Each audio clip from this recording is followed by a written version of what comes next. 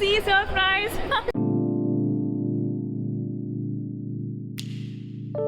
ನಮಸ್ಕಾರ ಎಲ್ಲರಿಗೂ. ಇವಾಗ ಈವ್ನಿಂಗ್ ಆಗಿದೆ, ಅದಕ್ಕೆ ಎಲ್ಲರಿಗೂ ಗುಡ್ ಈವ್ನಿಂಗ್. ಆಮೇಲೆ ನಾನು ನನ್ನ ಬ್ಲಾಗ್ನ ಇವತ್ತು ಈವ್ನಿಂಗಿಂದ ಸ್ಟಾರ್ಟ್ ಮಾಡ್ತಿದ್ದೀನಿ. ಯಾಕೆಂದರೆ ನಾನು ಒಂದು ಹೊಸ ನಾಟಕ ನೋಡೋಕೆ ಹೋಗ್ತಾ ಇದ್ದೀನಿ. ನಾಟಕದ ಹೆಸರು ಕರ್ಮ ಅಂತ.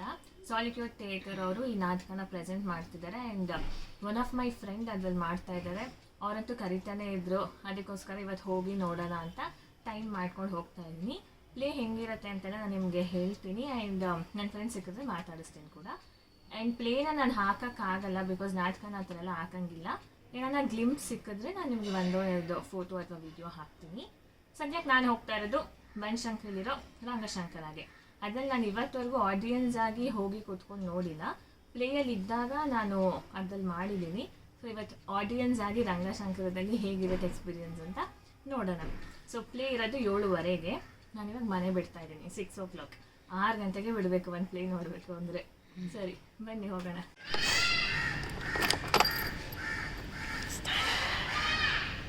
ಮನೆಯಿಂದ ಹೊರತು ನಾನು ಮೆಟ್ರೋ ಸ್ಟೇಷನ್ಗೆ ಬಂದೆ. ಅಲ್ಲಿ ನೋಡಿದ್ರೆ ಈ ನಾಯಿಗಳು ಹೆಂಗೆ ಕಿತ್ಲಾಡ್ತಿತ್ತು ಅಂದರೆ ಅಲ್ಲಿ ಹೋಗೋಕ್ಕೂ ಜಾಗ ಬಿಡ್ತಿರ್ಲಿಲ್ಲ.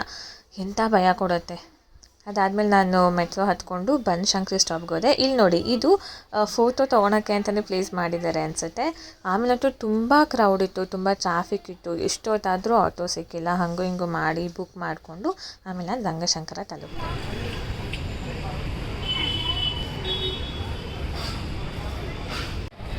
ಓಕೆ, ನಾನು ಬಂದಿದ್ದೀನಿ ರಂಗಶಂಕರಾಗೆ. ಎಷ್ಟೊತ್ತಿಗೆ 7:15ಗೆ ಬಂದಿದ್ದೀನಿ. ಎಷ್ಟು ಟ್ರಾಫಿಕ್ ಇತ್ತು ಅಂದರೆ ಅಷ್ಟು ಟ್ರಾಫಿಕ್ಕು, ಸಿಗ್ನಲ್ಸ್, ಆಟೋ ಬೇರೆ ಸಿಗಲಿಲ್ಲ. ಸೊ ಇವಾಗ ಹೋಗಿ ಟಿಕೆಟ್ ಕಲೆಕ್ಟ್ ಮಾಡ್ಕೊಂಡು ಹೋಗಿ ಕೂತ್ಕೊಳ್ಳೋಣ, ಬಿಕಾಸ್ 7:30ಗೆ ಕ್ಲೋಸ್ ಮಾಡ್ತಾರೆ. 20 years ಆಫ್ ರಂಗಶಂಕರನ ಸೆಲೆಬ್ರೇಟ್ ಮಾಡ್ತಾಯಿದ್ರು, ಜರ್ನಿ ಆಫ್ ಇಟ್. ನನಗೆ ವೀಡಿಯೋ ತೆಗಿಯೋಕ್ಕೂ ಒಂಥರ ಭಯ, ಏನಾದರೂ ಅಂತಾರೇನೋ ಅಂತ, ಬಿಕಾಸ್ ನಂಗೆ ಗೊತ್ತಿಲ್ಲ ಅಲ್ಲಿ ವೀಡಿಯೋ ಶೂಟ್ ಮಾಡ್ಬೋದು ಇಲ್ವೋ ಅಂತ. ಸೊ ಇದೇ ಕರ್ಮ ಟಿಕೆಟ್. ನಾನು ಬುಕ್ ಮೈ ಶೋಲ್ಲಿ ಬುಕ್ ಮಾಡಿದ್ದೆ. ಆಮೇಲೆ ಹೋಗಿ ಅಲ್ಲಿ ಕಲೆಕ್ಟ್ ಮಾಡಿಕೊಂಡೆ. ಆಮೇಲೆ ಹೋಗಿ ನೋಡ್ತೀನಿ, ಆಲ್ಮೋಸ್ಟ್ ಜನ ತುಂಬಿಟ್ಟಿದ್ರು. ಸೊ ನಾನು ಹೋಗಿ ಮೇಲ್ಗಡೆ ಸೀಟಲ್ಲಿ ಕೂತ್ಕೊಂಡೆ. ಬಟ್ ನನಗೆ ಮೇಲಿಂದ ನೋಡುವಾಗ ಏನೋ ಒಂಥರ ಮಿಸ್ಸಿಂಗ್ ಅನ್ನಿಸ್ತಿತ್ತು. ಅದಕ್ಕೆ ಹೋಗಿ ಆಮೇಲೆ ನಾನು ಮತ್ತೆ ನನ್ನ ಜಾಗ ಚೇಂಜ್ ಮಾಡ್ಕೊಂಡು ಫ್ರೆಂಟಲ್ಲಿ ಹೋಗಿ ಕೂತ್ಕೊಂಡೆ. ಆ್ಯಂಡ್ ನಾನು ಫುಲ್ ವೀಡಿಯೋ ತೆಗಿಯೋಕ್ಕಾಗಲಿಲ್ಲ. ಆ್ಯಸ್ ಐ ಸೈಡ್ ನಾವು ನಾಟಕನ ತೆಗಿಯೋ ಹಾಗೆ ಇಲ್ಲ. ಸೊ ನಾನು ಆಪರ್ಚುನಿಟಿ ಇದ್ದಿದ್ದು ತೆಗಿತಾ ಇರಲಿಲ್ಲ ಫಸ್ಟ್ ಥಿಂಗ್. ಅದಾದಮೇಲೆ ಕೂಡ ನಾನು ಸುಮ್ಮನೆ ಏನಾದರೂ ಫೋಟೋಸ್ ಅಥವಾ ವೀಡಿಯೋ ತೆಗಿತಾ ಇದ್ದರೆ ಪ್ರಾಬ್ಲಿ ಅಲ್ಲಿ ಸೆಕ್ಯೂರಿಟಿ ಇದೆ ಅನಿಸುತ್ತೆ. ನನಗೆ ಅಲ್ಲಿ ಫೋನ್ ತೆಗ್ದಿದ ತಕ್ಷಣ ಏನೇ ಒಂದು ಮೆಸೇಜ್ ನೋಡೋದು ಸಹ ಅಥವಾ ಹೀಗೆ ಫೋನ್ ಇಟ್ಕೊಂಡ್ರು ಅಲ್ಲಿ ನಮಗೆ ಒಂದು ರೆಡ್ ಲೇಸರ್ ಪಾಯಿಂಟ್ ಆಗ್ತಾಯಿತ್ತು. ಸೊ ಅದರಿಂದಾಗಿ ನಾವು ಫೋನ್ ತೆಗಿಯೋಕ್ಕೂ ಆಗ್ತಾ ಇರಲಿಲ್ಲ. ಎನಿವೇಸ್, ಇದೇ ಅ ಸ್ಮಾಲ್ ಗ್ಲಿಮ್ಸ್ ಆಫ್ ಕರ್ಮ.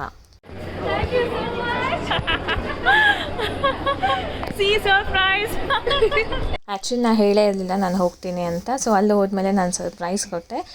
ನಾಟಕ ಎಲ್ಲ ಮುಗಿದ್ಮೇಲೆ ಕೆಳಗಡೆ ಬರ್ತಾರೆ, ಬಂದು ಜನರ ಜೊತೆ ಮಾತಾಡಿ ಒಪಿನಿಯನ್ಸ್ ಎಲ್ಲ ತಗೊತಾರೆ. ಸೊ ಅವಾಗ ಇದು ತೆಗ್ದಿರೋ ಶೂಟ್. ಸೋನಿಯಾ ಸಿಕ್ಕಾಪಟ್ಟೆ ತುಂಬ ಇಷ್ಟ ಆಯಿತು ನನಗೆ. ಎಷ್ಟು ಡೀಸೆಂಟ್ ಆಗಿದ್ದ ಶೋ ಅಂದರೆ ಒಬ್ಬರು ಒಂದು ಆಲೋಚನೆಯಿಂದ ಆಚೆ ಹೋದರೆ ಏನೇನೆಲ್ಲ ಅನಾಹುತ ಆಗುತ್ತೆ ಅನ್ನೋದು ನಿಜ ತುಂಬ ಚೆನ್ನಾಗಿ ಅರ್ಥ ಆಯಿತು. ಐ ಡೋಂಟ್ ನೋ ನಿಮಗೆ ಕೇಳಿಸ್ತಿದ್ಯಾ, ನಾನು ಆಮೇಲೆ ವಾಯ್ಸ್ ಓವರ್ ಕೊಡ್ತೀನಿ.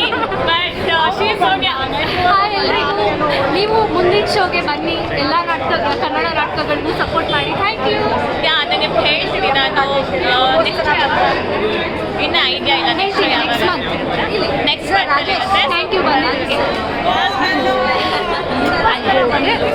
ನಾಟಕ 1 hour 20 minutes ಏನೋ ಇತ್ತು. ಸೊ 8:50ಗೆಲ್ಲ ಮುಗೀತು ಮಾತಾಡಿಕೊಂಡು ಅವ್ರ ಜೊತೆಗೆ. ಆಮೇಲೆ ನಾನು ಆಟೋ ಬುಕ್ ಮಾಡಿಕೊಂಡು ಮೆಟ್ರೋ ಸ್ಟೇಷನ್ಗೆ ಹೊರಟೆ. ಮೆಟ್ರೋ ರೀಚ್ ಆದಾಗ ಒಂದು 9:15 ಏನೋ ಆಗಿತ್ತು. ಆ್ಯಂಡ್ ಮೆಟ್ರೋ ಅಲ್ಲಿ ಸ್ವಲ್ಪ ವೀಡಿಯೋ ತೆಗಿಯೋಣ ಅಂತ ನೋಡ್ತಿದ್ದೆ. ಅಲ್ಲಿ ಅಕ್ಕಪಕ್ಕ ಇರೋದೆಲ್ಲ ನೋಡಿ ಸ್ವಲ್ಪ ಮುಜುಗರ ಆಗಿ ಚಿಕ್ಕದಾಗಿ ಮುಗಿಸ್ದೆ. ನಾಟಕ ಮುಗಿಸ್ಕೊಂಡು ಇವಾಗ ತಾನೇ ಮನೆಗೆ ಬಂದೆ. ಇವಾಗ 10 ಗಂಟೆ ಆಗಿದೆ. ನಾಟಕದ ಬಗ್ಗೆ ಏನಾದರೂ ಹೇಳಬೇಕು ಅಂದರೆ ತುಂಬ ಡೀಸೆಂಟಾಗಿತ್ತು ಶೋ. ಆಮೇಲೆ ಎಲ್ಲರೂ ಅವ್ರವ್ರ ಪಾತ್ರನ ತುಂಬ ಚೆನ್ನಾಗಿ ನಿಭಾಯಿಸಿದ್ರು, ತುಂಬಾ ಚೆನ್ನಾಗಿತ್ತು. ಸೊ ನಾನು ಹೇಳೋದೇನು ಅಂದರೆ ಎಲ್ಲರೂ ಹೋಗಿ ಈ ಥರ ನಾಟಕಗಳನ್ನ ನೋಡಿ ಅವ್ರಿಗೂ ಪ್ರೋತ್ಸಾಹಿಸಿ, ಆವಾಗ ಅವ್ರಿಗೂ ಇಂಟ್ರೆಸ್ಟ್ ಜಾಸ್ತಿ ಆಗುತ್ತೆ. ಜೊತೆಗೆ ಈ ಥರ ನಾಟಕ, ಈ ಥಿಯೇಟರ್ಸ್ ಎಲ್ಲ ಹೆಚ್ಚಾಗುತ್ತೆ. ಆ್ಯಂಡ್ ಫಸ್ಟ್ ಟೈಮ್ ನಾನು ಹೋಗಿರೋದು ಒಬ್ಬಳೇ ಒಂದು ನಾಟಕ ನೋಡೋಕ್ಕೆ. So I am happy about it. And Sonia thanks ಹೇಳಬೇಕು, ಬಿಕಾಸ್ ಸೋನಿಯಾ ನನ್ನನ್ನು ಕರೀತಾನೆ ಇದ್ದರು ಈ ಥರ ಈಗ ನಾಟಕ ನೋಡೋಕ್ಕೆ ಬಾ ಅಂತ. ಬಟ್ ನಾವು ಹೋಗೋಕ್ಕೆ ಆಗಲಿಲ್ಲ ಈ ಕೆಲಸದ ಮಧ್ಯೆ. ಅದು ವೀಕ್ ಡೇಸಲ್ಲಿ ಇಟ್ಬಿಡ್ತಂತೂ ಇನ್ನೂ ಕಷ್ಟ ಆಗುತ್ತೆ. ಬಟ್ ಎನಿವೇಸ್ ಹೆಂಗೋ ಮ್ಯಾನೇಜ್ ಮಾಡಿಕೊಂಡು ಹೋಗಿ ಬಂದೆ. ಯಾಕೆ ಅಂದರೆ ಒಬ್ಬರು ಕರೀತಾರೆ ಅಂದಾಗ ನಾವು ಹೋಗಬೇಕು, ಬಿಕಾಸ್ ಎಷ್ಟೊಂದು ಜನ ಕರೆಯೋದು ಇಲ್ಲ. ಸೊ ಈ ಥರ ಯಾರಾದರೂ ಕರೆದಾಗ ನಾವು ಹೋಗಬೇಕು, ಅವ್ರಿಗೆ ರೆಸ್ಪೆಕ್ಟ್ ಕೊಟ್ಟು ಅಂತ ನನಗೆ ಅನ್ನಿಸ್ತು. ಅದಕ್ಕೆ ತುಂಬಾ ಇಷ್ಟ ಆಯಿತು ನನಗೆ.